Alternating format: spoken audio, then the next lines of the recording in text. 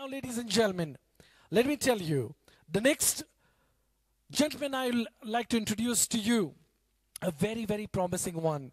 Well, he will introduce the panelists who will come on stage and moderate this session. The one, the only panel discussion to be taking place. I promise you, this is going to be very, very interesting.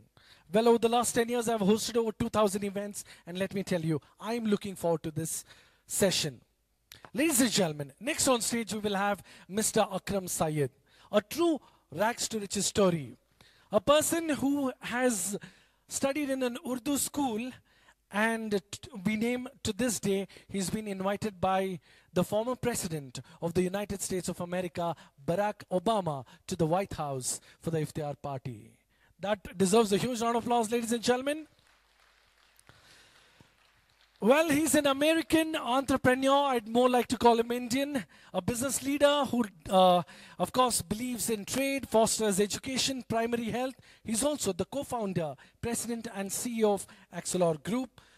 And, of course, the founder, managing director, Oncom Wireless Private Limited, a philanthropist, a voluntary and not-for-profit community activist. Ladies and gentlemen, he needs no introduction anymore, has won several awards, and of course, indeed, a pride to have the one and only. Put your hands together for the one, the only Akram Syed.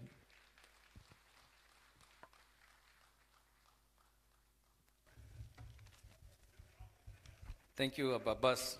Assalamu alaikum wa rahmatullahi wa barakatuhu. Rabbi shrah li sadri wa yassir li amri. I know we had a beautiful keynote speech right before me.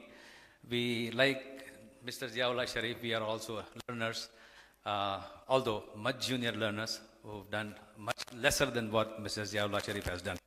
My job today is to set the context of the panel that we're going to be talking about, which is economic trends post-pandemic. We have distinguished and esteemed panelists with me today across the industry, and I'm just going to ask them to join me over here on the stage.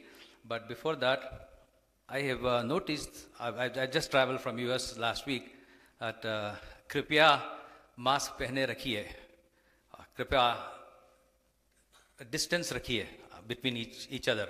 So with that message, I request Mr. Mohammed Salia, CEO and Managing Director of iWave Systems Private Limited, a company which sells electronics to Japan. Mr. Please join us. I'm going to be doing your detailed introduction a little later, but Mr. Mohammed Salia is a Managing Director and co-founder. For the last 20 years, he's built a beautiful company with 200 engineers. And mashallah, he sells his products and services to the worldwide. And next I have a pioneer in real estate industry who have transformed and put Bangalore in an international map. Mr. You know everyone, Silver Lines, Farooq Bhai. Farooq Mahmood Saab, please join us. And we have an educationist, a philanthropist, and by training an engineer like me, Dr. Abdul Khadir, who's nationally acclaimed and internationally acclaimed. We, from United States, will be working with him shortly. So please, and from the Presidency Foundation, I have a young lady. So we have generational speakers here, right? So either Salman or Nafisa. Have you decided who's going to be on the stage to represent your philanthropic arm of presidency? Oh, that's Salman. Okay, please join us, Salman. And last but not least, Hajj Corporation of India's, our own local, Dr. Iqbal Ahmad Siddiqui would be another co-panelist with me. Please join us, sir. Well, to set the context, I have a little presentation. If you can put the presentation on, please. Last few years have been very, not really few years, to be precise, 18 months have been very difficult on us. This is a month of Davos Economic Forum where people have talked about macroeconomics. So I have a presentation which was a clip of 4 minutes where people, the experts, the economists, and the global heads in 2019 thought three important things needs to be addressed by the global community. Let's watch that video.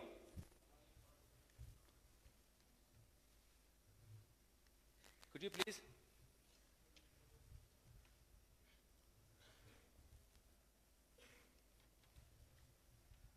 Technical difficulties. Volume, please. I want you to highlight and look at there will be opportunities, there will be business opportunities. I feel there will be business opportunities.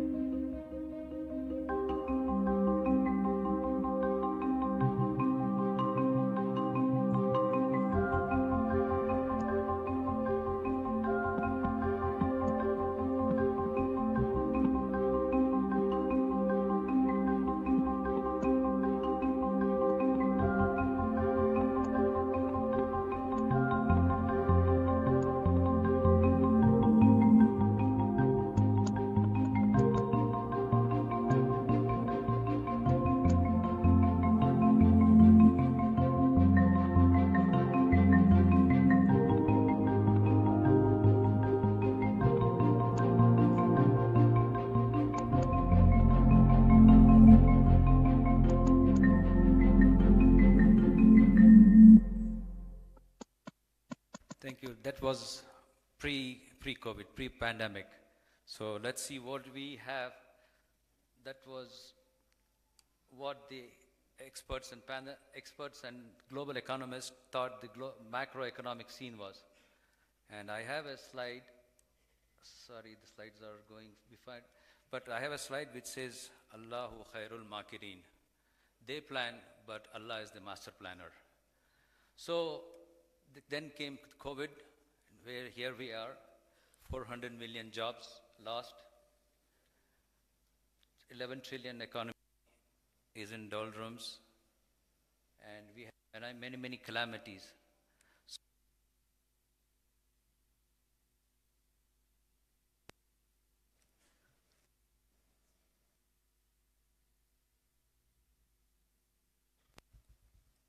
As business, what can we do is a question about the panel. I'm sure the esteemed panelists will talk about it, but before that, let's look at the impact on the global economy.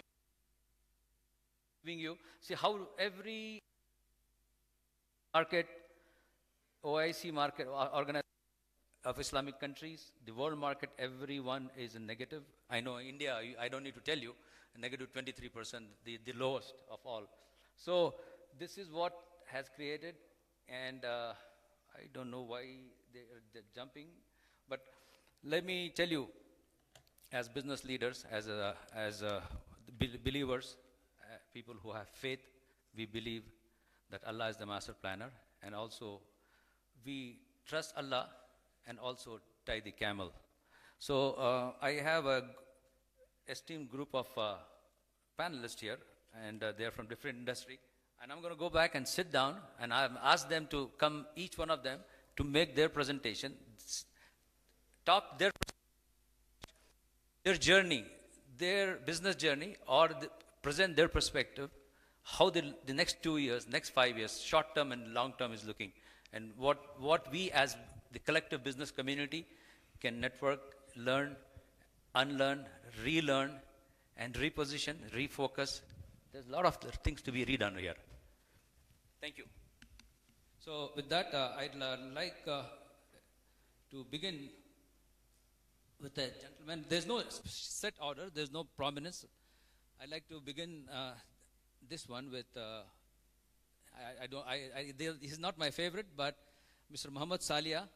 He's from technology side. I have run technology businesses. I have founded technology businesses.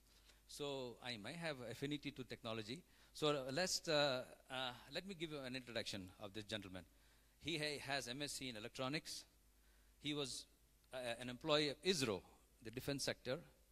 He quit his job in his 30s, took a risk of starting a business. When Japan and Korea were selling electronics, he mustered the courage to start a business in electronics under the name of iWaves Technology Systems. Today he has 200 engineers with a market cap of several hundred crores. So he's going to talk about what the technology sector is looking, what the job opportunities are post-pandemic. You may choose to go there, sit here, okay. Either way is fine. Okay. Assalamu alaikum wa rahmatullahi wa barakatuh. My name is Muhammad Salia. I speak Tamil at home. Saliha or Saleh has become Salia. So my Arabic name is Muhammad Saleh. I come from a village background. I didn't even imagine I will export electronics.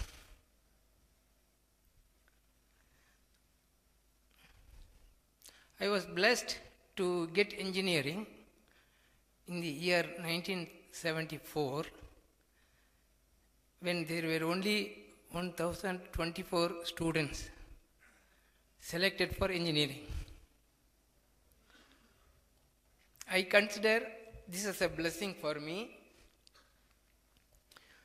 Even in engineering, I didn't even imagine I will do business. I thought I will do my master's, I will do some PhD, I will go for teaching like that. To my luck, I was selected in ISRO as a scientist in the year 1985. Getting into ISRO was not that easy those times, especially for Muslims. If you go anywhere, sporting a beard, they first see what is this man doing. Whenever I come to airport from abroad, they say, what are you doing in the customs? They will say, what are you doing? I am exporting electronics. Hey, क्या electronics export करते हैं? Hey, देखो यार, इनको कुछ बात करो, क्या क्यों बोल रहा आदमी? One senior officer will come. Oh, what do you do? Are you exporting electronics? Yes, sir. Yeah, I am exporting electronics. Then I have to give him explanation. What is that I am doing? They will ask, are you exporting or importing? Like, they think Indians means we only import foreign goods. The two Muslims means what? They always import foreign goods. They bring like that. So I was blessed in ISRO as a scientist. 93, German team came. At that time, I was, besides my regular work, I was doing a research on knowledge-based systems. In 93-94, I developed 2 neural networks for analyzing the spacecraft telemetry. So the German team came and they picked me. I went to Munich, applied the knowledge-based techniques for their spacecraft called ROSAT, Roentgen satellite. Roentgen is the inventor of X-ray. They had an X-ray payload. So I applied these knowledge-based techniques for them to improve the way they analyze the telemetry. And that paper was submitted in IEEE, Man System Cybernetics. Then comes in 96, when I was working in ISRO, my friends started asking me, everyone was going abroad, going for an IT job. They said, Salia, are you not capable of getting a job outside ISRO? That is where you are staying in ISRO. My goal was to be in ISRO. That time, Dr. APJ Abdul Kalam was also the scientist there. He's getting emotional. Who will not get emotional with Dr. Kalam? Yeah.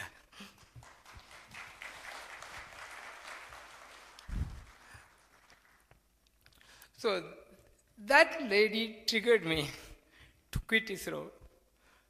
I went to Philips Semiconductors. I was working for NatLab.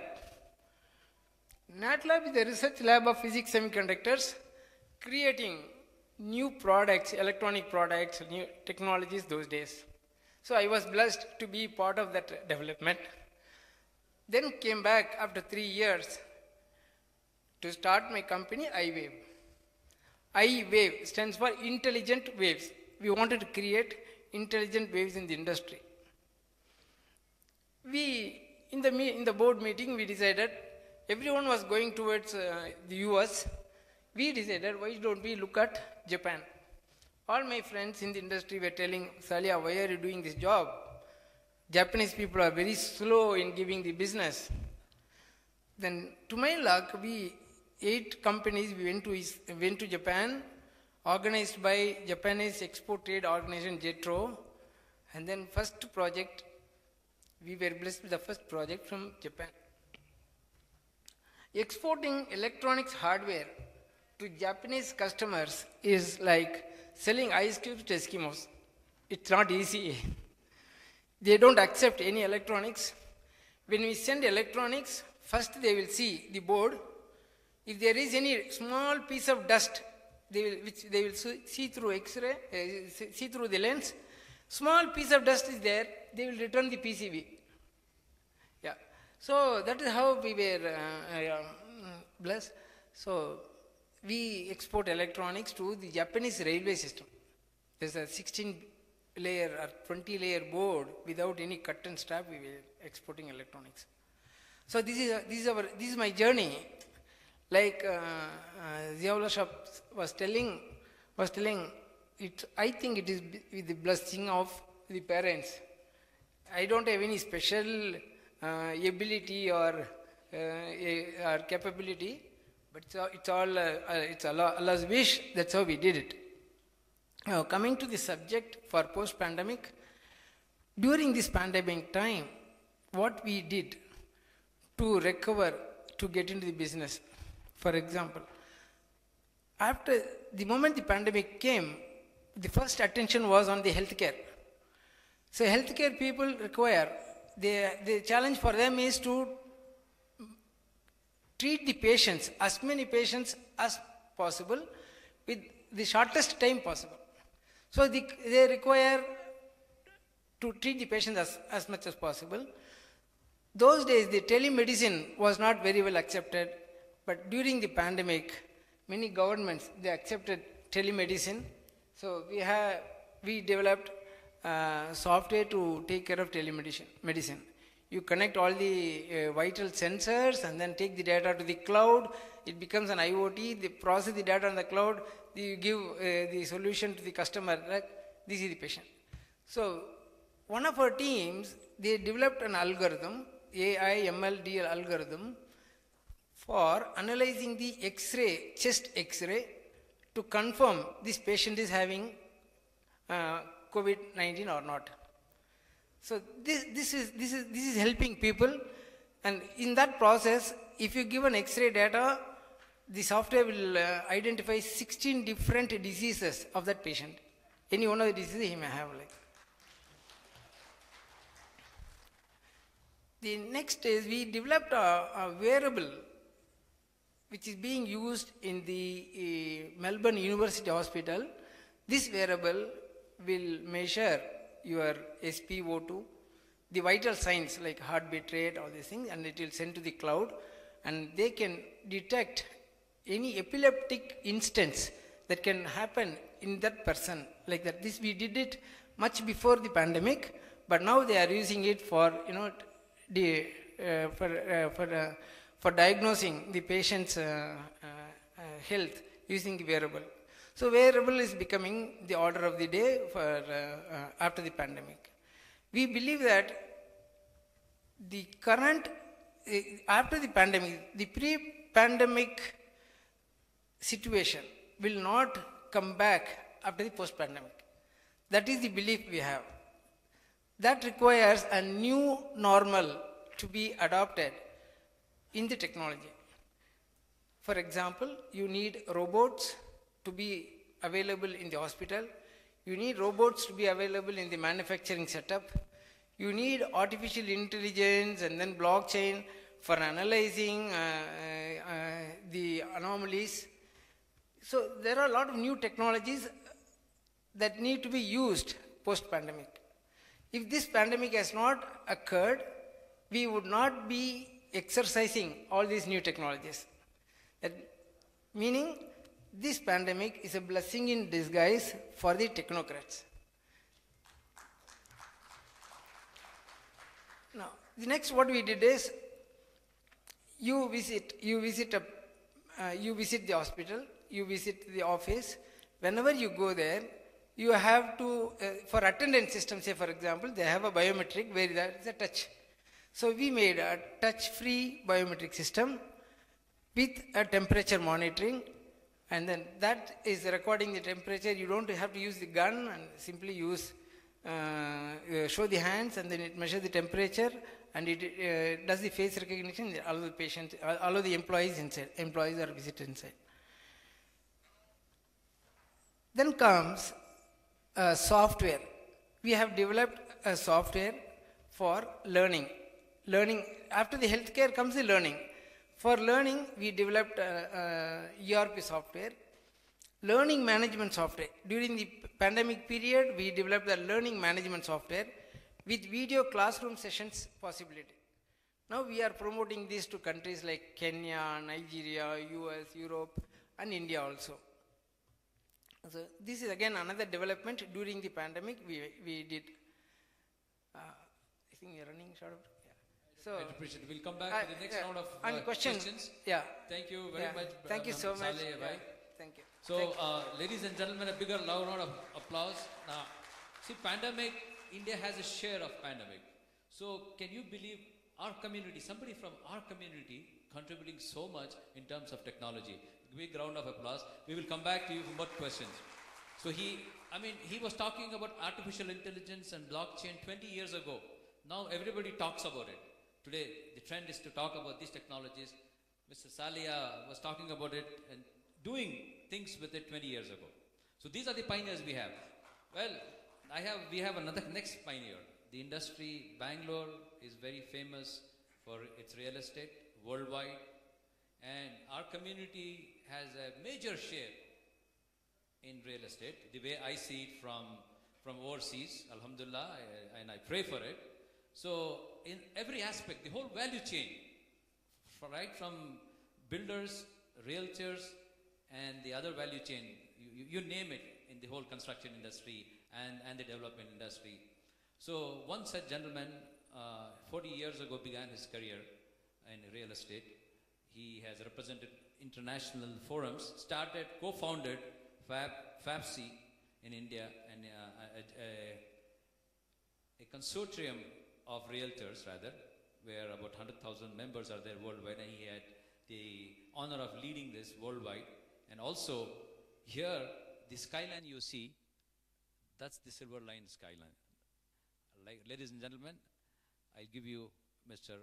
Farooq Mahmood. Sir, you may do this, or if you don't have a presentation, I have lots of questions for you. Can I? So post-pandemic, let's talk about, the whole idea is post-pandemic. The real estate is the hardest hit sector, at least in the United States, and the co-working, the space, the working space, there is a disruption rather caused naturally because of the pandemic. How is the industry looking the next short term and the long term? What would be the revival? And the second question that I have is the government regulation of RERA and a new sector which has started. As an American, I'd be very interested to know the REIT, real estate. I'm sure it's not only me. The whole people like to know the awareness of REIT, real estate investment trust. What does it take to start a trust? Who can invest in a trust? How can a common man or a businessman benefit out of it? So, yahi se shuru karte hain, sahab. What do you think? Is too much?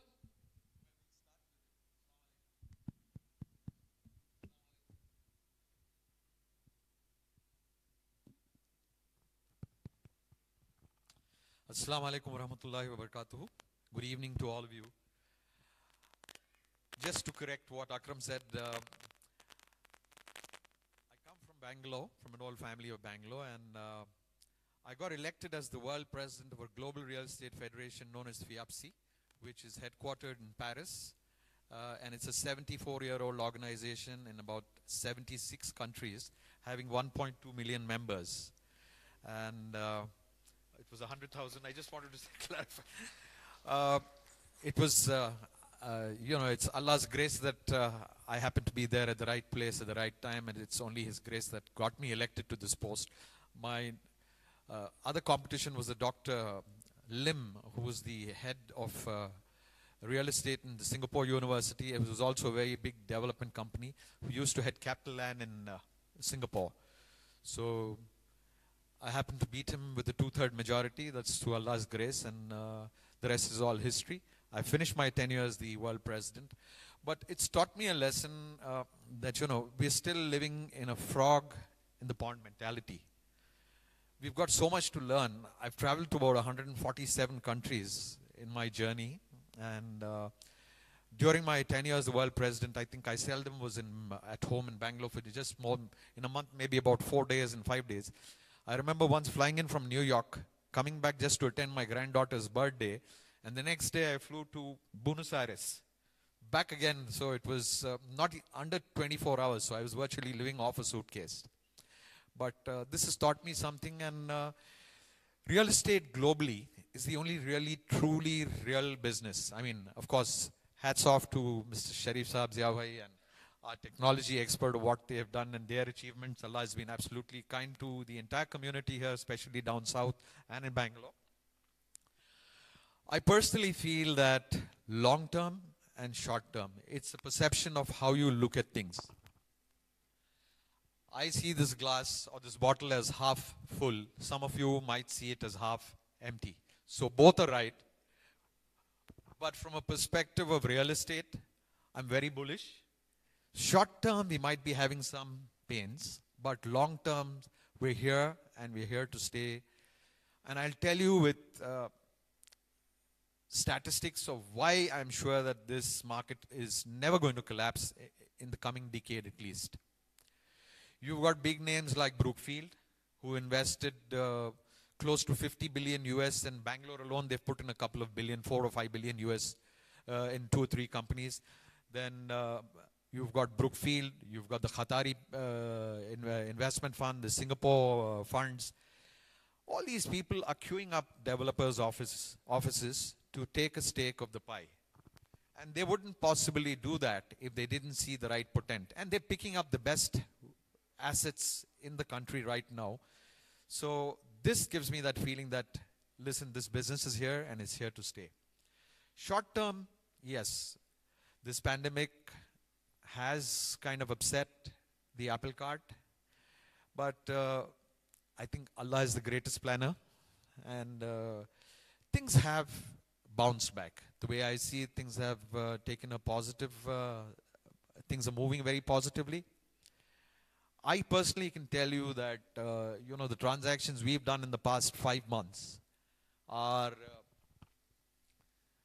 something that I never imagined that we would do it in a market like this. The biggest transactions that are happening in this period. Wherever there is chaos, there's opportunity. And in that opportunity, if you're there at the right time, at the right place, there is possibility of making money. And making money legitimately and the halal way. So I personally feel that real estate in the long term is still a good investment. Whether you look at retail, may have a couple of ups and downs because of online and this particular thing of not moving around too much. Offices, people have to go to the office. Work from home is a good concept, but I don't think you'd like to live with your mother-in-law and your mother and 6 children breathing around your neck. It's okay for a couple of weeks, pets couple of months. in the Western world. The pets in the Western world, dogs and cats. Yeah, the dog and the cats. Also, I think you'll manage that, but the mother-in-law and the mother would be a bigger problem. So, I think people have had enough. They're just waiting for the vaccine to percolate down the system, and they're going to get back. Now, companies are paying rents on the facilities that they have taken. They're working, some of them at 25% capacity, some are planning to do 50%. Some have just shut their offices and they're working from home. They can't do this forever. I think the whole of West has gone in for a second lockdown. I pray to Allah that we don't go through this phase here in India. We, for the moment, or at the moment, seem to be in a very positive note. But I see there's a lot of laxity in line. Like Akram said, my wife says, you're paranoid with this corona thing. I said, listen, I'm paranoid not for myself, but for the whole family and everybody else. Because if people start taking things easy and people start taking things lightly, this is one possibility that we are going to be responsible for this. So from that perspective, I think we still need to maintain distance. We need to have masks on. I mean, I'm not doing this. I'm preaching, but I'm not practicing. I just pulled it off because I'm on stage. But with the distance, you have distance too. Possibly. So my suggestion is office space, yes, good. Top end is doing extremely well. In fact, we've sold an apartment for about 28 crores to Narayan Murthy, the founder of Infosys. His son, who's in the UK, he wants to move in, and we've just sold him an apartment just across the street here. And not just him. We've sold 3 apartments worth about 30 crores each in the past 3 months. So if somebody can put 30 crores down to take an apartment in a market like this today, there is strength in the market. Low end, people need to have homes. Now, affordable housing is different in Europe, different in the US, and different in India. But affordable housing is affordable housing in all markets. It all goes by your GDP and what's your earning capacity. I think there's over 30 million units shortfall there. Logistics, another good business. Right now, I think there's going to be tremendous potential for this, whether it's online, offline, warehousing. There's going to be tremendous potential on this business too. Mid-level housing. This again, there's a little bit of a lull in the market right now, only because of one factor. We just saw the report here. 4 million jobs. So how many did you say? 400 million globally. Globally. And if you take India, we don't know the exact statistics. I don't have a number. But it's not that bad comparatively. But I would still say it's people are a little wary at this point in time to say job uncertainty. Should I invest in a home or should I take one on lease? Should I be there or not? But this pandemic has proved that people with wealth have bought second homes, have bought villas across the beaches, golf courses, mountains. There's been tremendous activity, not just in India, but across the world. People have been investing money in real estate. And I see there's plenty of opportunity as far as the real estate sector is concerned. I would say short term, there is going to be a little bit of a lull. It was quite good till end of December. January seems to be a little slow, maybe because of vacation and people are still not yet come back to work, most of them. Personally, I feel that third quarter of this year would see a major revival of markets picking up, rentals shooting up. Already a couple of million square feet has been taken on rent in Bangalore. Talking about REITs, this is where a common man can even invest 500 rupees, 1,000 rupees, and they can play in the markets. If Mr. Sharif Saab, the India Builder Group, decides to go in for a REIT, they'll have people and they can have hundreds of thousands of investors who at a daily level will evaluate what is the cost of the share, depends on the cost of the return that is coming in. So REITs is the future. A lot of companies have got into it. I think there are 2 companies in India who have already been quite successful. Many more are in the pipeline. I think this is the future of the real estate market, where companies and these big fund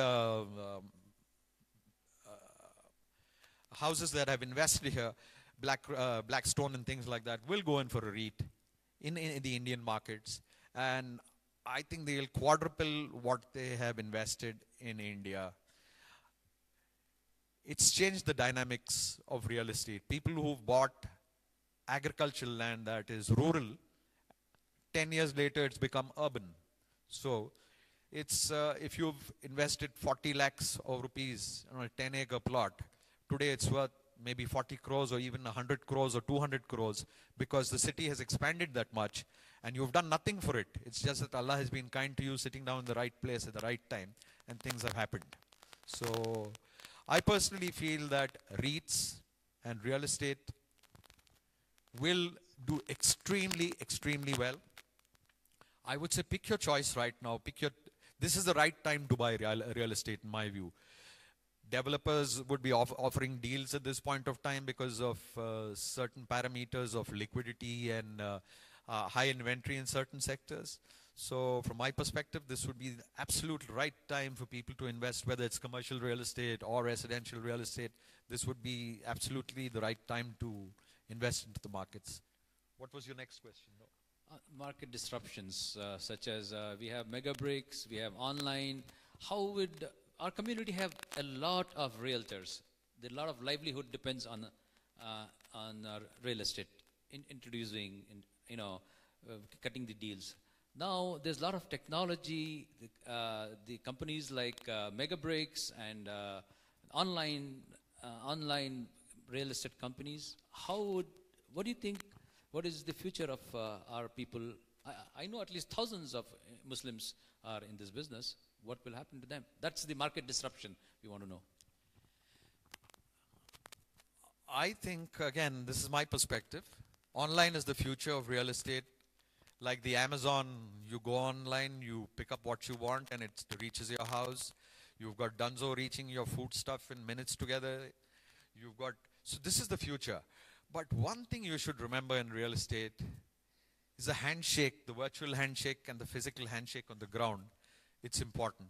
So online presence with a ground capacity of having the feet on the ground would be a combination which would be a success both ways. Just online is not going to be successful alone, because most of these companies have only worked on one module, and that is the valuation game. There's no major bucks that have come out of the business. What they've done is they've gone to developers, underwritten a couple of hundred apartments in a particular thing. I'm not criticizing this, but I'm just giving you a background. And then payment kickbacks are given back to the buyer or the person in between to say, we give you back that much. But the company is not made money. But people who on the ground who've done actual real estate have made money, and they'll continue to make money. The valuation game is another business. Doing business on the ground and seeing profit is another business. So I think a combination of online presence with being on the ground to do the handshake, to make sure that you give service. And service is the key to any business that you do in. So I would say concentrate on only one thing. First is integrity, loyalty as to your client. Though the client does not have loyalty to you, but you've got to have loyalty to the client. Keep in touch with him on a daily basis. Serve him, service him till he gets fed up of you. I think this is what is going to change the business. And I can tell you personally, of course, God has been kind to me, but one of the reasons I attribute to my little bit of success that I have is my constant touch with my clients. And whether it's a school seat that they want for a kid of theirs, or a matrimonial alliance, or even a decision of, where we need to live. Even if the information and the transaction is not through me, I always believe that you need to give that right advice. And you get paid back. So it's not every time that you give an advice or somebody calls you up, you expect a payment check to come in. I think you need to invest time, quality service, and most important is sincerity. Without sincerity, you can't survive in this business. You have to be sincere to the client. You have to give him the right advice. And that right advice, irrespective of the fact that that product might not be yours, some other company might have offered it to him, but you've still got to give him the right advice by saying that this is the product, these are the positives in my product that I'm selling you, and more important than the positives, I highlight the negatives to say that these are the negatives in my product which from what I'm offering you. But I would still recommend this, though I'm offering you this, but I would still recommend you buy this. I'm sorry to cut you off, but thank you very much. This is one of the rarest business who's giving a positive spin to his industry, and I'm really glad that there's so much to look forward for in real estate.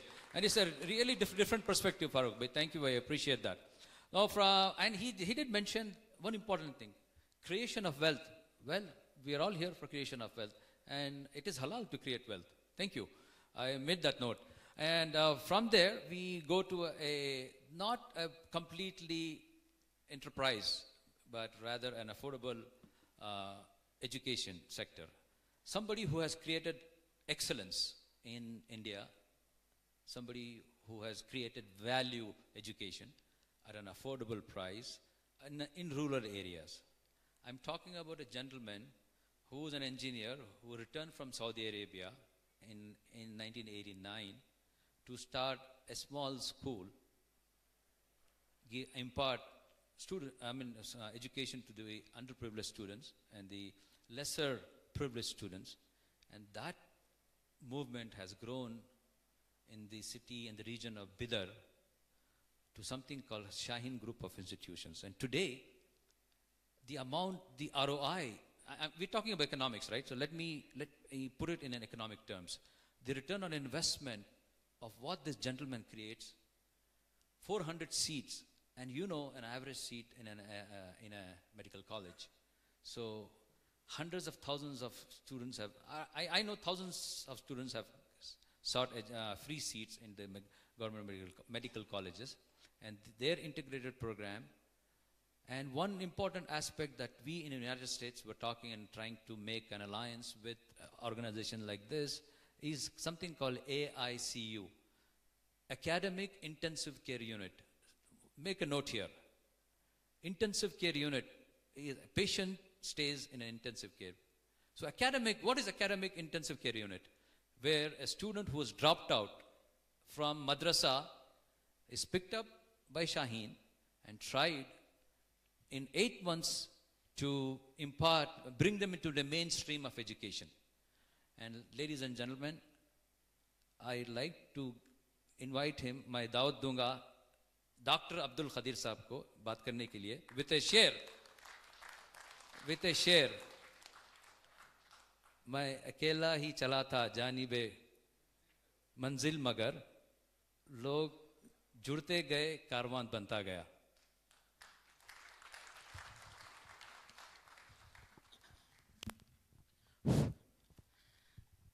अस्सलाम वालेकुम रहमतुल्लाहि व बरकातहू.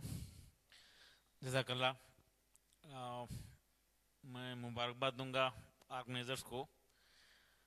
उबैदुल्लाह शरीफ साहब की ज़ियाउल्लाह शरीफ साहब की तकरीर के बाद, की नोट एड्रेस के बाद मैं मुतमईन हो गया कि आज हमारा यहाँ जमा होना फ़ायदेमंद हो गया. वही बातें हैं जो मैं ज़िक्र करना चाहता था. बहरहाल जैसा कि बताया गया, सिर्फ 17 स्टूडेंट्स से एक सिंगल रूम में, जिसमें प्लास्टर और फ्लोरिंग नहीं हुई थी, in between academic year LKG Urdu medium से शुरुआत हुई थी. आज से अराउंड 32 ईयर्स बिफोर 1989 1 दिसंबर को आज अल्हम्दुलिल्लाह मोर दैन 17,000 स्टूडेंट्स की खिदमत करने का मौका मिल रहा है. इंडिया के अराउंड 23 स्टेट्स के स्टूडेंट्स शाहीन में बेनिफिट ले रहे हैं. 42 ब्रांचेस हमारे काम कर रहे हैं. और इसी साल जैसा कि बताया गया, इंडिया के 1% गवर्नमेंट फ्री मेडिकल सीट सिर्फ शाहीन बीदर कैंपस से डॉक्टर बन रहे हैं. इसी साल कार्तिक रेड्डी ऑल इंडिया का नीट में 9th रैंक लाया है. और अरबाज खान जो एक लारी ड्राइवर का बेटा है, जो पैरालिसिस का शिकार होकर बेड पे 5 साल से हैं, उनका बेटा अरबाज खान 85th रैंक लाकर एम्स दिल्ली में मेडिकल सीट हासिल किया है. इस तरह से 4 स्टूडेंट बीदर से ये पोजीशन हासिल किए हैं, एम्स में हैं. और कर्नाटका की हिस्ट्री का मेडिकल एंट्रेंस एग्जामिनेशन में highest marks Kartik Reddy, history में कार्तिक रेड्डी लाकर बीदर का नाम रोशन किया है. बीदर एक educationally backward minority concentrated district declared है.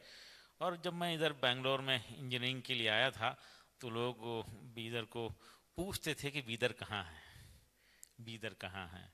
और अंडरस्टूड था कि एक बैकवर्ड इलाका है. लेकिन आज अल्हम्दुलिल्लाह इंडिया भर से और गल्फ़ के 7 कंट्रीज से स्टूडेंट्स बीदर आते हैं. और मुझे कोई साहब मिल के बता रहे थे कि ये उल्टा कैसा होगा, बेंगलोर से बीदर बच्चे आ रहे हैं. तो मैं बोला सॉरी, ये उल्टा नहीं हुआ, यही सीधा है. कुछ दिन के लिए उल्टा हुआ था, क्योंकि बीदर में महमूद गवान यूनिवर्सिटी में आज से 650 साल पहले 25 कंट्रीज़ के स्टूडेंट पढ़ने आते थे. वो फिर दौर वापस आ रहा है. और शाहीन की खुसूसियत ये है कि हम सिर्फ डॉक्टर बनाना में मुतमईन नहीं है, एथिकल डॉक्टर बनाना है. और गरीब अमीर हिंदू मुस्लिम इस तरह से शाहीन में रहते हैं. और शायद इसी वजह से गवर्नमेंट ऑफ कर्नाटका का सबसे बड़ा सिविलियन अवार्ड, राज्योत्सव अवार्ड 2014 में शाहीन को दिया गया था. शाहीन का स्ट्रेंथ, उसका इंफ्रास्ट्रक्चर, रिजल्ट अपनी जगह है. लेकिन सबसे बड़ा कंट्रीब्यूशन जो है भाईचारगी, मोहब्बत फैलाने में, नफ़रतों को दूर करने में और हिंदू मुस्लिम सबको जोड़ने में, जो हमारे मुल्क की एक अहम तरीन ज़रूरत है. ये infrastructure, bridges, industries, power plants यकीनन ज़रूरत है. इसके के साथ साथ भाईचारगी, मोहब्बत हमारे मुल्क की एक अहम तरीन ज़रूरत है, जिसको शाहीन कंट्रीब्यूट करने में कामयाबी हासिल किया है. हमारे बरादरान वतन अपनी बेटियों को शाहीन में एडमिशन करा के सुकून की सांस लेते हैं. हमारी बहनें انتظار کرتی ہیں. بیٹی 8 سے 9 میں جاتی ہے تو فکر ہوتی ہے, 9 سے 10 میں ہوتی ہے تو وہ انتظار کرتے ہیں یہ کب 10 پاس کرے گی اور کب ہم شاہین میں ایڈمیشن کرائیں گے, اور بے فکر ہو جائیں گے. یہ اپنا خیال رکھے گی, اس میں اسٹیبلٹی آئے گی اور یہ ہماری عزت کرے گی, گھر میں خوشی کا ماحول ہوگا. ماں باپ بھی یہی امید کرتے ہیں کہ ہماری اولاد ہماری آنکھوں کی ٹھنڈک بنے. اور جو ہے میں یہی چاہتا ہوں کہ پیرنٹس بھی ایک خواہش کریں. ڈاکٹر بننے کی خواہش تو سب کرتے ہیں, لیکن ہماری خواہش یہ ہے کہ ماں باپ ایک خواہش پیدا کریں کہ ہماری اولاد جو ہے ہمارے لیے ثواب جاریہ کا ذریعہ بنے, ہماری اولاد ہمارے لیے نجات کا ذریعہ بنے. یہ ٹارگٹ اگر ہمارے ماں باپ ہمارے پیرنٹس رکھتے ہوئے آگے چلیں گے تو یقیناً ان کی اولاد بھی کامیاب ہوگی. ایک ماحول, ایک کلچر, شاہین ایک ڈسپلین کا ماحول کا کلچر کا نام ہے. خاص طور پہ ہم 9 to 12 فوکس کرنا چاہتے ہیں جو ایک اہم پیریڈ ہے آج کے ماحول میں. خاص طور پہ یہ موبائل کے استعمال بڑھ جانے سے بچے, بیٹی, اولاد جو ہے ماں باپ کے لیے وبال جان بنے ہوئے ہیں, مصیبت بنے ہوئے ہیں. بیٹا ماننے کو تیار نہیں ہے. پیارا سا بچہ 5, 6, 7 سے 8 میں آتا ہے تو جو ہے وہ باغی بن جاتا ہے. ٹیچرز کی بات اس کو پسند نہیں آتی, ماں باپ کی بات پسند نہیں آتی. تو ایسے حالات میں بہترین ماحول والے ریزیڈنشیل اسکولز کی ایک جال بچھانا جو ہے ہمارا مقصد ہے, جو ہم فیوچر میں چاہتے ہیں. اور ایک بڑی تعداد میں اب فی الحال بیدر میں 3000 student boys and girls different campuses میں ہاسٹل میں پڑھ رہے ہیں, اور ہم 2% میڈیکل سیٹ حاصل کرنے کی کوشش کر رہے ہیں. خاص طور پہ غریب بچوں کے لیے ایک موقع ملا. ایک زمانہ تھا بیدر میں کوئنس روڈ پہ دارالسلام میں جو ہے ذکر کیا تھا اراؤنڈ 20 ایئرز بیفور کہ بیدر میں ایک بھی مسلم ڈاکٹر پریکٹسنگ نہیں ہے. تو لوگ تعجب کیے اور مجھے گھیر کر پوچھ رہے تھے کہ ایسا کیسا بیکورڈ علاقہ ہے. آج الحمدللہ ہر ایک 160 ہاؤسز پر ایک ڈاکٹر ہم دینے میں کامیاب ہوئے ہیں. ڈاکٹر کا بیٹا ڈاکٹر بنتا تھا, ایک انڈسٹریلسٹ کا بیٹا ڈاکٹر بنتا تھا. الحمدللہ آج آٹو ڈرائیور کا بیٹا. بچر فیملی میں 6 doctor, real brothers and sister, 6 بھائی بہن جو ہے ڈاکٹر بنے ہیں ایک کے بعد ایک. میں عظیم قریشی کو بلا کر پوچھ رہا تھا کہ عظیم بھائی یہ بتائیے کہ آپ کے پاس ڈاکٹر جملہ کتنے ہو گئے. وہ پوچھنا چاہ رہا تھا میں, مجھے بھی اندازہ نہیں تھا. تو وہ بتا رہے ہیں 12 ہو گئے ہیں, 12 ہو گئے ہیں. مجھے پوچھا کہ نام بتاؤ, اسٹارٹنگ کے نام تو مجھے بھی یاد ہیں زبانی. تو 8-9 کے بعد آ کر رک کر بتا رہے تھے وہ داماد میرا ایم ڈی ہے, یہ بہو ایم ڈی ہے, نواسا ایم ڈی ہو گیا ہے, نواسی جو ہے پڑھ رہی ہے. تو ایک بچی سے حافظہ بچی تھی 10th میں, ان کے پاس کلچر تھا 10th کے بعد 11th میں ایڈمیشن کراتے تھے اور شادی کرتے تھے. 2 بڑی بہنوں کا ایسا ہی ہوا. جب عشرت کا نمبر آیا تو مجھے موقع ملا ان کو کنونس کرنے میں, سمجھانے میں. وہ ایک بچی سے ایک خاندان قبیلے میں تبدیلی آئی. آج بیدر میں غریب بچوں کی ہمت بڑھ گئی ہے, گورنمنٹ اسکول کے بچوں کی ہمت بڑھ گئی ہے. آپ کو سن کر بڑی خوشی ہوگی کہ بیدر ڈسٹرکٹ کے کڑا میڈیم کے اور گورنمنٹ اسکولز کے 30 اسٹوڈنٹس اس سال گورنمنٹ میڈیکل سیٹ لیے ہیں, جس کو کڑا پریشد والے ریسنٹلی آنر کیے ہیں. تو ایک ماحول بنانا ہے, بھائی چارگی کا ماحول بنانا ہے, اور ایک بچے کے ذریعے خاندان, ایک ادارے کے ذریعے ایک علاقے میں تبدیلی. انسٹیٹیوشن ہی ہوتے ہیں جو سماج کی ساری ضرورتوں کو پورا کر سکتے ہیں. انسٹیٹیوشن کیا نہیں کر سکتے, اس کے لیے کوشش کرنا ہے. میں چاہوں گا شاہین ایک کافی نہیں ہے, ایسے 500 ریزیڈنشیل اسکولز انڈیا کو ضرورت ہے, کلچر والے, ڈسپلین والے, جہاں پہ نوجوان تیار ہوں. انسٹیٹیوشن کے ذریعے تبلیغ, انسٹیٹیوشن کے ذریعے تبدیلی, انسٹیٹیوشن کے ذریعے سماج کی برائیوں کو دور کرنا, یہ ٹارگٹ رکھتے ہوئے ہم آگے بڑھیں. یہ چھوٹی سی کوششیں بیدر میں چل رہی ہیں, اور ہمارے برانچز ہم ایکسپینڈ کر رہے ہیں. یو پی, بہار وغیرہ میں بھی ہمارے سینٹرز شروع ہونے جا رہے ہیں. ریسیڈنشیل اسکول کی ایک جال پھیلانا ہمارا مقصد ہے. تھینک یو, شکریہ, بہت بہت شکریہ. That was a social enterprise. We talking about private enterprise. This is a social enterprise, and from a small humble beginning, creating such a big empire of giving huge return of investment to the community is amazing. A round of applause to Dr. Abdul Qadir Saab. Thank you. And from there, the panelists have a mix of first generation entrepreneurs and second generation. Farooq bhai, I assume you are a second generation. Now Salman is a second generation entrepreneur whose dad has been an entrepreneur. So we have a mix of people. So they do philanthropy their foundation, Presidency Foundation, is doing philanthropy. I'd like, that is very much needed. آپ جو بھی بتا رہے تھے خدیر صاحب, let me tell you this, 2.7% of Muslims get to graduate from college. جو بھی ہے ابھی بہت کام ہونا ہے. Okay, only 2.5% attend college and finish college.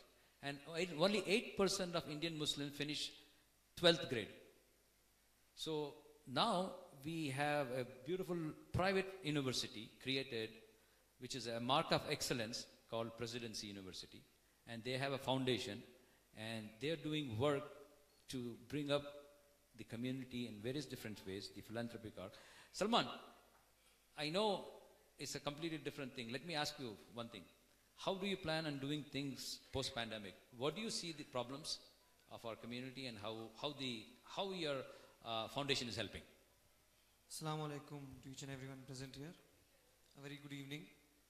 Firstly, I'm very deeply honored and humbled to be a part of this panel. And I would like to thank the organizers for this noble cause. I say noble because it is need of the hour. It is what we want is unity right now among each other. I think that is the need of the hour. If we are united, we can do so much for our community. So I'm going to talk about post-pandemic, what has been happening. In the education sector, we had integrated completely into technology. So the first 1 month was how to integrate our offline classes, how to convert this completely into technologically enabled classroom. So that 1 month went into that. And then following that was grooming and training the teachers to be able to teach on this platform. It's called pedagogy, for the methods of teaching that they use to teach these students. But moreover, I would like to take this opportunity to talk about edutech, this beautiful thing that has actually come out of this pandemic. The fact that we can integrate education and technology has opened various windows, not just for us private entities, but actually for those underprivileged students from various parts of the city to reach the classroom in their phones. Even if we integrate government schools and make them technologically abled by just giving them a projector, by just giving them few speakers and a laptop, we can teach. The best of the best teachers can teach in their classrooms. So this actually year has brought out so much change, so much understanding. And if it wasn't for this year, it would have taken us at least 3 to 5 years to come to this technology. So I personally believe that as a community, we understand and see that there is a rise in unemployment. Majority of them come from our community. And it is our responsibility, I think, to raise this. And to do this, we should not, obviously we target for those who are in this youth, this age right now, by giving vocational courses, training. But to concentrate on the young ones, when you go to Tannery Road, when you go visit these areas, you see them, with their friends. And we need to inculcate the culture of learning in the young age, especially not only our community, but all communities. I studied in Tannery Government School. Is it? Tannery Road. So very happy. So I hope everyone turns out to be like you. That is our vision. I'm very blessed. We hope that's the vision is for our community to target them in the young age, not when they're 18, 20, because then it's very hard to take track of their life. So integrating technology with government schools is one way. Providing them online classes via app or web portal is one way. Giving it free. The best of the best teachers are available. And now sitting in their homes, we can cut down cost of transport, infrastructure, provide them these online classes. I think that is a blessing in disguise. These things wouldn't have happened if it wasn't for the pandemic. So that is one thing.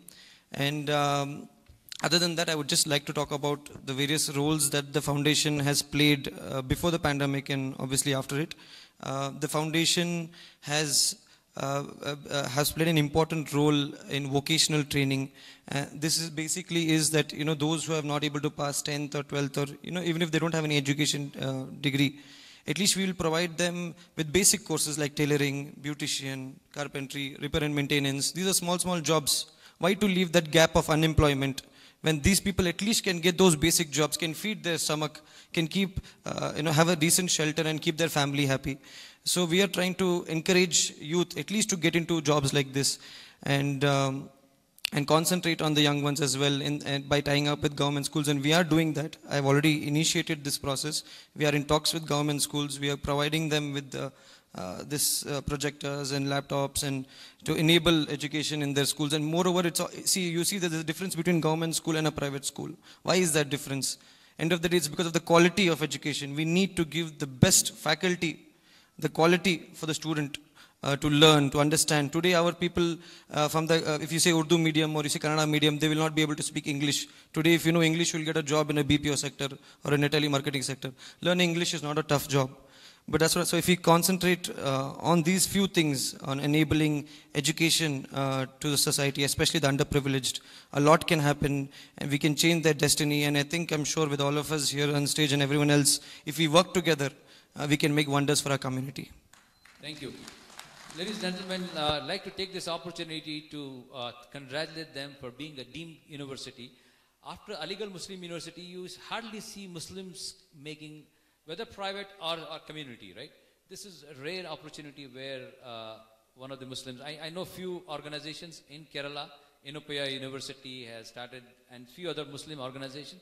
This is, presidency is a unique opportunity in Karnataka, in Bangalore, that they have attained the status of a university, full university, not deemed university. It's a private state university. Private state university. I did see in the presentation that you were trying to have alliances with overseas universities. Well, let me tell you this, on the state Texas Board of Reagents, I'm one of the members and I could help you. This is the whole essence of in networking, right? So the University of North Texas is looking for research alliances. So you could be one of the great universities for them. So definitely. We'll take this offline. Yes, definitely. He did mention about Tannery Road. Let me tell you this. My father used to be a government officer. I was the 5th child. So the first 3 siblings of mine were in convent education. I mean, they went to convent. So he decided that there were not enough resources. Chalo Akram ko dal dete hain government school mein. So I sat down and waited for midday meals, the milk and the modern bread those days, to eat my lunch. So that was my background. So Allah has been kind. So Allah has been kind to you, and it's great to see that. The meaning is the students, I believe this, right? Intellect and virtue is not anybody's monopoly. Nobody has intellect. A Brahmin, a non-Brahmin, a Dalit. Intellect Allah gives. Anybody can have talent. You just need to, tarashna padta hai heere ko. Thank you very much. That was a very wonderful way of doing things. So now, the last panelist we have is the most impacted industry he comes from. Hajj Corporation of India. And we as Muslims, there's a major industry around Hajj and Umrah. And Iqbal Siddiqui Saab has been a founder member of many, many organizations, pan-India. And he has done not only on the Hajj side, on the tourism side, he's been a manufacturer of cosmetology.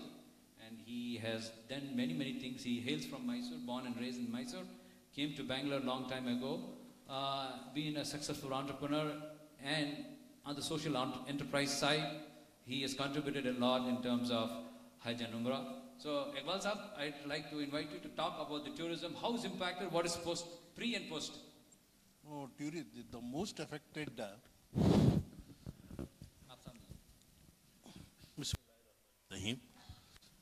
The most affected today due to this pandemic. The most affected sectors due to this pandemic is tourism, aviation, and hospitality. So, and now after the post-pandemic, they are started bouncing back in V-shape. But Hajj is becoming more and more costlier because of the so many conditions, so many regulations the Saudi government is putting. They are framing some rules and regulations under which the Hajis, the persons who want to travel to Hajj, they should be within the age of 18 to 65 years. Those people only can travel and no other persons. That is the post-pandemic. Before pandemic, it was not there. Now it has come. And that also there are so many restrictions on the transportation. Only in a bus. Sanctioned by Government of India or Saudi government? Saudi government. They are framing the rules and regulations. And only 20 people can be transported in a bus in a capacity of 50. And accommodation also, only 2 persons should be accommodated in a room. These are all the new regulations they are bringing.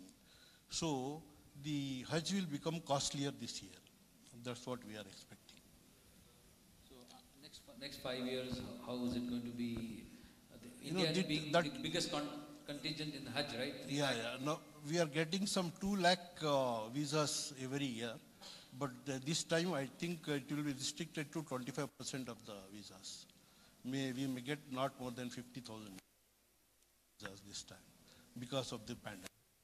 Thank you very much. Yeah. If you want to share anything about your journey as an entrepreneur, businessman, you're welcome to do it before I open up questions from the floor.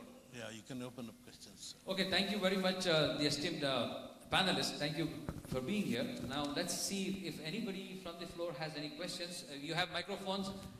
You may ask questions to any one of our panelists over here. I had few questions I asked, and it's your turn. Audience. Sure. Audience, please go ahead. We have very interesting people on board here.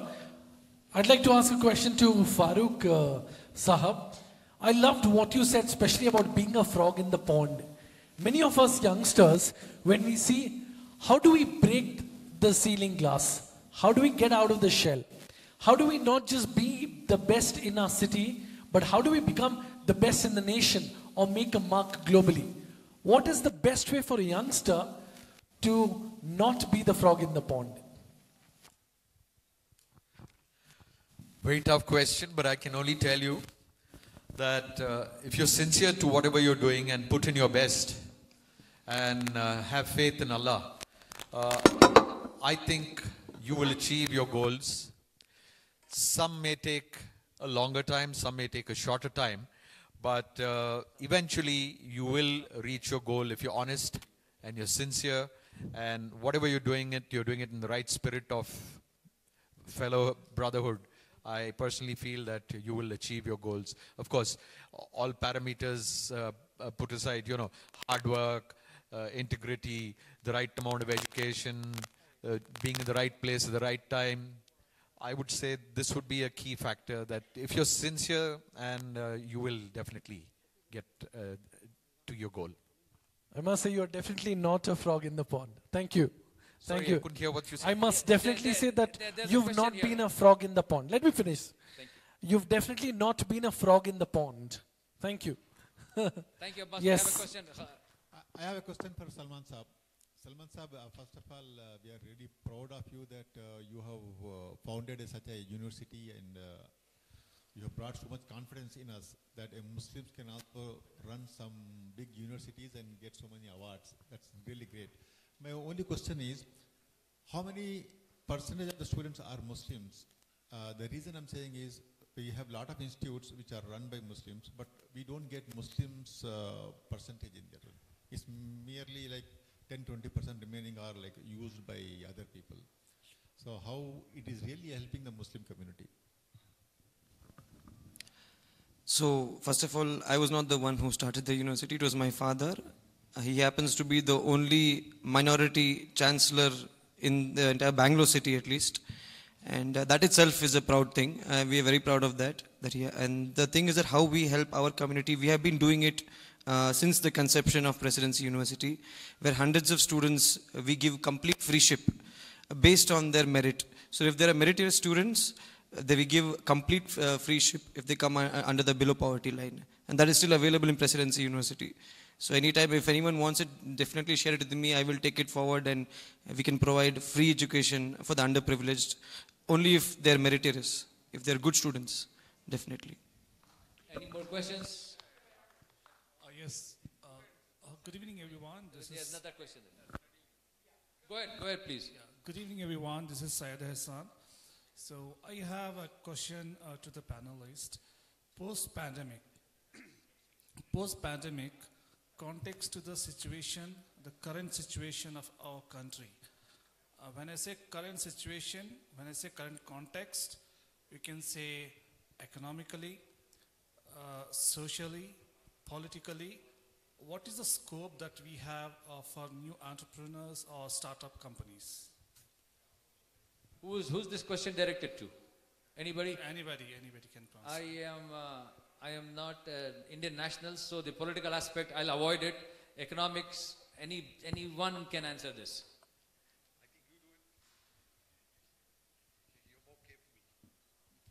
I cannot comment on the economic side. There's a lot of things to look forward for. Honestly, let me tell you this. Every time there was a depression or the market correction from 1938, the Great Depression, great companies were born. Hewlett-Packard, IBM. So that's the upside. Every time something like this happened from, we believe from Allah, a pandemic, epidemic, that's an opportunity itself. Okay, that's purely, you have to find, as entrepreneurs, find solutions. Whatever systems we have learned, we need to unlearn them, relearn them. And again, we need to repositioning ourselves and reorienting as a business I'm talking about, not as an individual. So this is where the opportunities would be. Every time something like this in the chaos, I see a lot of upside.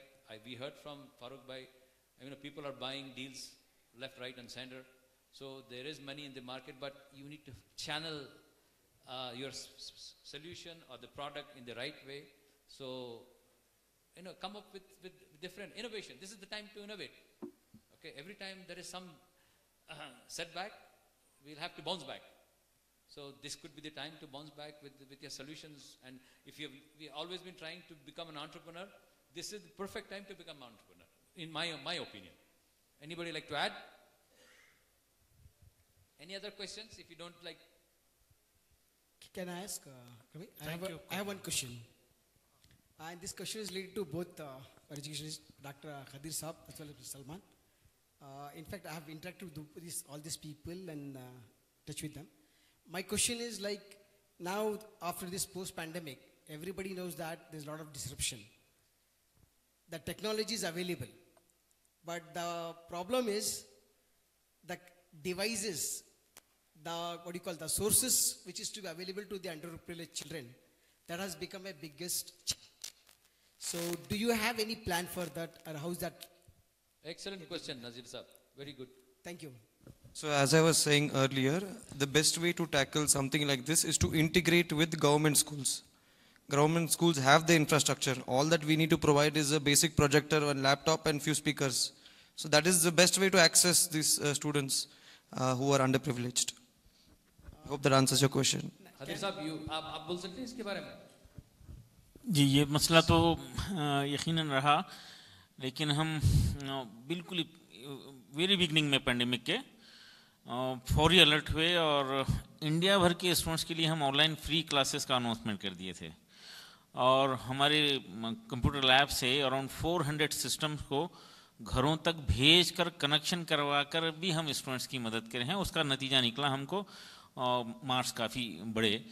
हमारे पास गरीब बच्चों की तादाद बहुत ज़्यादा है और hostel में रहने वालों की तादाद ज़्यादा है, इसलिए ये मेजर सोल्यूशन प्रॉब्लम नहीं है हमारे पास। फिर भी हम स्टूडेंट्स की मदद करते हैं और बहुत पहले से सारे क्लासेस को डिजिटलाइज कर दिए हैं। जैसे कि around 13 years before CC cameras हमारे कैंपस में थे, जो एक ब्रेकिंग न्यूज़ थी टीवी पे, टीवी 9 पे एक ब्रेकिंग न्यूज़ थी कि कर्नाटका में एक स्कूल है जो ये अरेंजमेंट किया है। हम टेक्नोलॉजी का इस्तेमाल कर रहे हैं और जो कुछ भी हो सकता है स्टूडेंट्स को और सारे स्टूडेंट्स को मदद करना चाहते हैं। AICU का जिक्र आप किए थे, मैं उसको एक्सप्लेन नहीं किया। हम हमारे इंस्टीट्यूशन को ट्यूशन फ्री बना दिए थे लॉन्ग बिफोर, सम 20 years बिफोर अनाउंस कर दिए कि कोई हमारा स्टूडेंट ट्यूशन नहीं जाएगा, अगर जाए तो उसका हम TC दे देंगे, ट्रांसफ़र कर देंगे उसका। हम उसको बर्दाश्त नहीं कर सकते। हमारे पर भरोसा करके आए हैं तो हम हक अदा करेंगे, हमसे बेहतर और कोई नहीं कर सकता, ट्यूशन वाला तो कर ही नहीं सकता, ये हमारा एहसास था।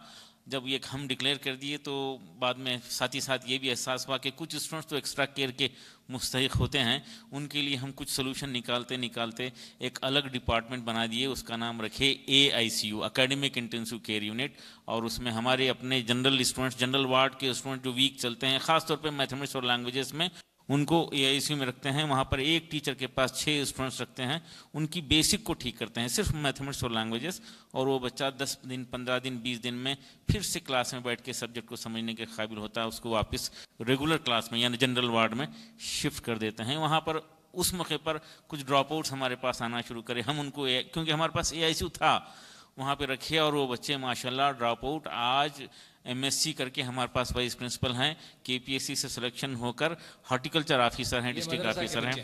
مدرسے کے بچے نہیں, یہ ڈراپ آؤٹ.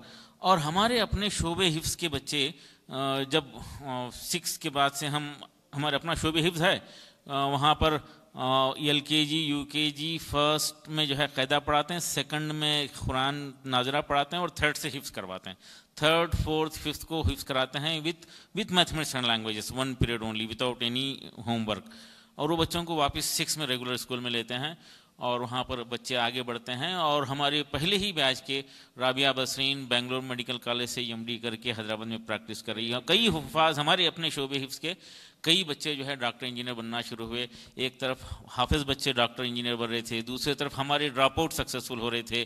تو 9 سال پہلے مجھے خیال آیا کہ یہ طریقہ کار ہندوستان بھر کے حفاظ کے لیے اپنایا جائے تو اس کے تو فائدے بہت زیادہ ہوں گے, اور یہ آسان ہوگا, کیونکہ حفاظ ذہین ہوتے ہیں, محنتی ہوتے ہیں, اور وہ تراشے ہوئے ہیرے ہوتے ہیں. کیوں نہ ہندوستان بھر کے حفاظ کے لیے کچھ سوچا جائے, ایک پروگرام بنائے, اس کا نام رکھے حفظ القرآن پلس, اعلان کرے, اور ماشاءاللہ ہندوستان بھر سے بچے آئے. اور اس میں پہلے ہی بیچ میں اتفاقاً بنگلور کا بچہ ہے حافظ ابو سفیان, جو کبھی زندگی میں اسکول میں قدم نہیں رکھا تھا, اسکول کی شکل نہیں دیکھا تھا. وہ ہمارے AICU میں 3 مہینے رہا, اور 10th میں جو ہے more than 80% اسکور کیا, اور رائچور گورنمنٹ میڈیکل کالج سے MBBS مکمل کر لیا ہے. اور یہ سلسلہ آگے بڑھا. لوگ پریشان تھے, یہ خیالی بات ہے بتاتے تھے, لیکن آج ملک کے تمام علماء اکرام اس بات کو پسند کرتے ہیں, اور ان کی خواہش ہے کہ اس خیال کو, اس نظریے کو عالم کے کونے کونے میں پھیلا دو. اب 10 12 15 ایسے سینٹر شروع ہو رہے ہیں. آپ کے لیے خوشخبری میں یہاں پہ سناؤں گا, بنگلور میں بہت جلد حفظ القرآن پلس اور عالم پلس کا ایک بڑا کیمپس جو ہے شروع ہونے کو ہے. اور اس رمضان میں خاص طور پہ حفاظ تک یہ بات پہنچائیے. یہ حافظ بدلیں گے تو دنیا کو بدل کے رکھ دیں گے. آج سے 200 سال پہلے تک ایسا ہی ہوا کرتا تھا. اس وقت کے بہترین آرکیٹیکٹ بہترین عالم دین ہوتے تھے, بہترین طبیب ڈاکٹر جو ہے بہترین حافظ ہوا کرتے تھے. ہم عصری تعلیم اور دینی تعلیم کو الگ کر کے یقیناً نقصان میں آئے ہیں. اس کا ایک بہترین حسین امتزاج کی ضرورت ہے, اور یہی ضرورت ہے. ہم جو ہے ہمارے اپنے بچوں کو جو ہے یقیناً اللہ سے ڈرنے والا بنانا ہے. ایک بہل اس کے لیے کوششیں ہونا چاہیے. کلچر بنانے کی ضرورت ہے, ڈسپلن بنانے کی ضرورت ہے. اس کے لیے نارتھ انڈیا سے پیرنٹس آ رہے ہیں. ابھی تو ہمیں جی جی اور ٹائم ہمیں ختم کرنا چاہیے. Thank you very much. I'll take this opportunity to thank each one of them. I can't take any more questions because we are running out of time. I just take 5 seconds, Kamai. Because I happen to be witness to Dr. Khadir Saab's this one. You had one question. Please. Another question, right? So, before I end this session, Abbas, can I say one thing? One question, please. You have a question?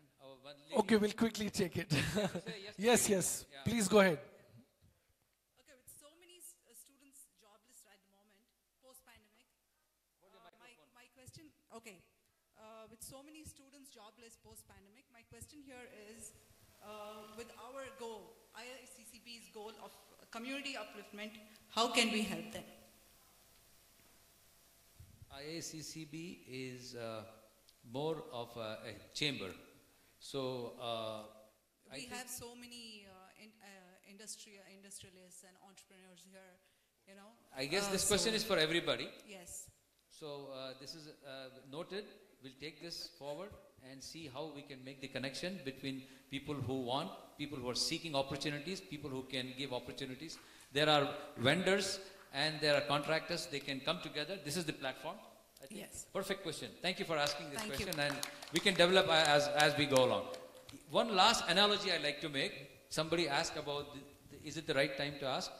I think, in my opinion, I'm a first generation entrepreneur. My dad was a government servant. You need to have 3 things to be an entrepreneur and a businessman, in my opinion: talent, temperament, and tenacity. If you watch the cricket match, I like to relate this to cricket match. You lost Australia-India match few days ago. You see all 3. Talent, you see rough talent in Shubham Gill, Mohammad Siraj, and Pant. Okay, and then Chiteshwar Pujara had the temperament to stay on the wicket. Okay, and the final tenacity, the captain Rahane. This was historic. This was really historic. I watched it from the US. It's never happened that a team which lost so many due to injuries can rise up to the wicket. It's exactly business. Building institutions and business is like this. If you have these 3 things, talent, temperament, and tenacity, you will not go wrong. Of course, like Ziaullah Sharif Saab said, that Allah's blessing should be there. But this will take, I have followed that way, and it has helped me. And entrepreneurship is a great journey. It's a great endeavor. You go through up and down. At the end of the day, it's a great thing to do. Thank you very much. Thank you very much. Ladies and gentlemen, this deserves a huge round of applause. Indeed, very engaging, enlightening. Thank you very much, speakers, panelists. Thank you to the moderator. Let's give him a huge round of applause. Akram Syed, we request you all to please remain on stage. We have a group photo opportunity. And of course, we also have souvenirs to be presented post the group photo op.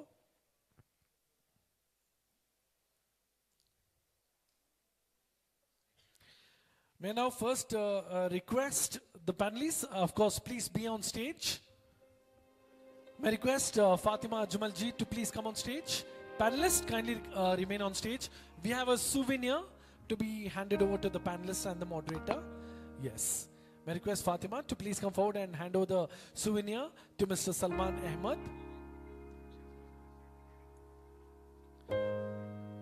Could we have the souvenir for Salman Ahmed, a very young, dynamic entrepreneur? Round of applause, ladies and gentlemen. Salman Ahmed of the Presidency University Group of Institutions and the Foundation, the youngest on the panel today.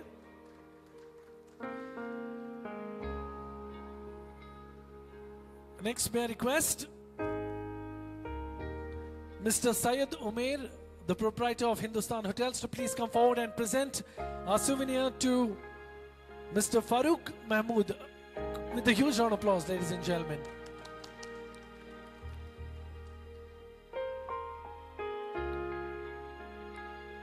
Truly enlightened, sir, with your bold acknowledgement and, of course, the way to proceed.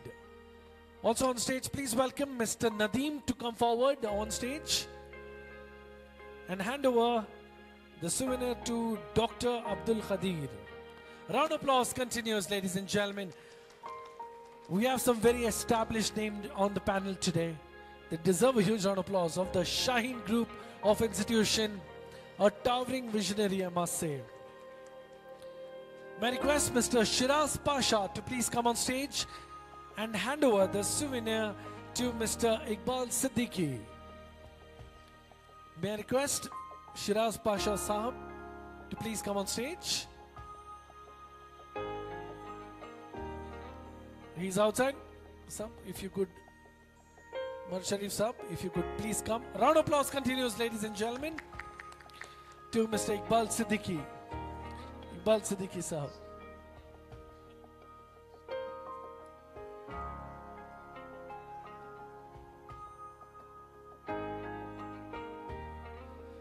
May I request Mr. Tanveer Ahmed to please come forward and do the honors to Mr. M.A. Muhammad Salia. Mr. Tanveer Ahmed, please do the honors.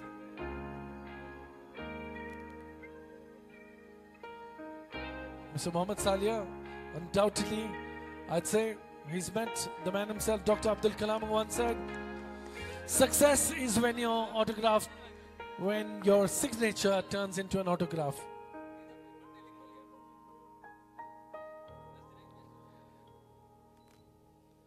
And of course, now the man who has all three: talent, tenacity, and temperament, Mr. Akram Syed, the moderator. Round of applause for him, please. I don't think we'd have got somebody as good as you to moderate this session. And tannery also you've got with you. Rags to Riches Story. May I request Mr. U.S. Moinuddin to please do the honors to our moderator this evening, Mr. Akram Syed. We'd like to hand over a souvenir from us, Mr. Moinuddin, a very accomplished gentleman, to please do the honors to Mr. Akram Syed.